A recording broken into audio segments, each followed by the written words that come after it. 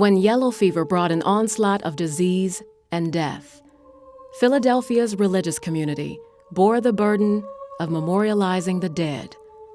It also had the nearly impossible task of explaining the seemingly random devastation. As the death toll climbed into the thousands, St. Mary's, a German Catholic church, opened its graveyard to refugees from far and wide. The folks who were coming from the Haitian uprisings into Philadelphia were buried at St. Mary's Cemetery with the white and European community members. At St. Mary's, all of their clergy ended up dying from the yellow fever, and probably about 350 Catholics in general.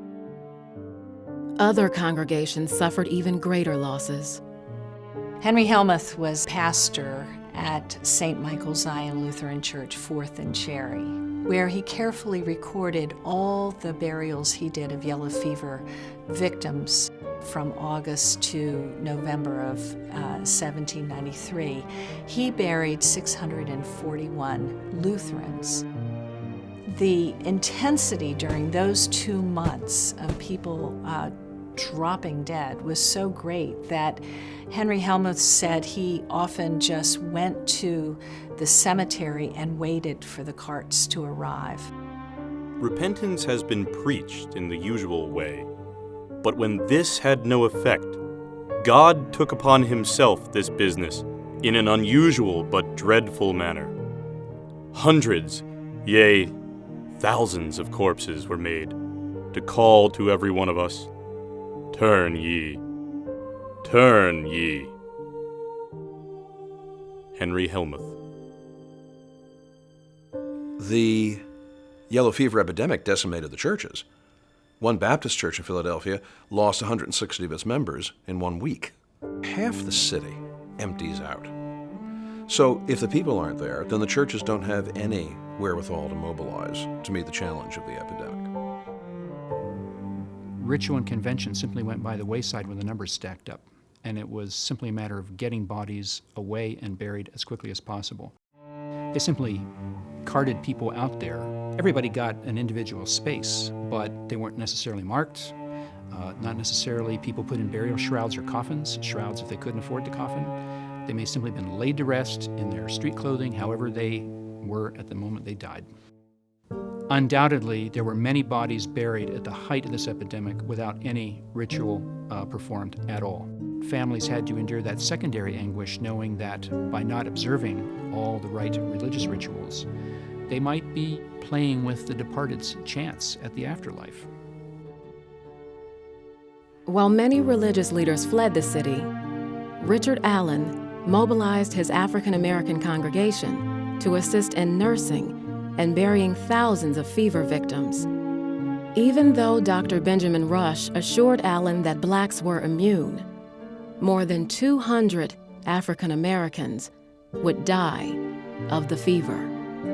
African Americans who were slaves and former slaves of this white power structure were serving the dying and burying the dead of their oppressors. Over 5,000 Philadelphians died during the 1793 epidemic. The fever would return throughout the 1790s, leaving a generation of orphaned children in its wake. The number of orphans overwhelmed city relief agencies, and in 1798, Holy Trinity Church created a Catholic orphanage, the first in the nation.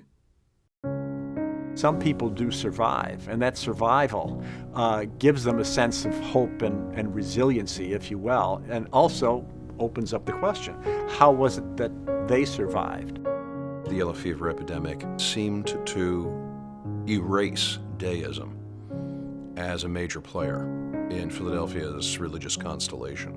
I think part of that is because deism requires a very optimistic outlook, that God was manifesting himself not by means of special revelation, but through nature, and could be discerned by science. The yellow fever epidemic violates all of those expectations. For one thing, it's capricious. Nobody knows what is causing this thing. No one really knows when it's going to go away. That's not a reflection of a benevolent and scientific universe, at least as the 18th century understood it. The sense of powerlessness itself caused people to become more self-reflective.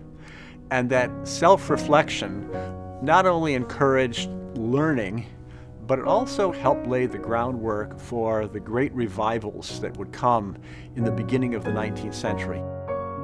Philadelphia was the publishing center for American religion in terms of the Bible Society and the Tract Society and all the publishing houses. And that literature coming out of this thing, the sense of the need to reflect on what has happened and what we might do, was an important aspect of the shaping of America.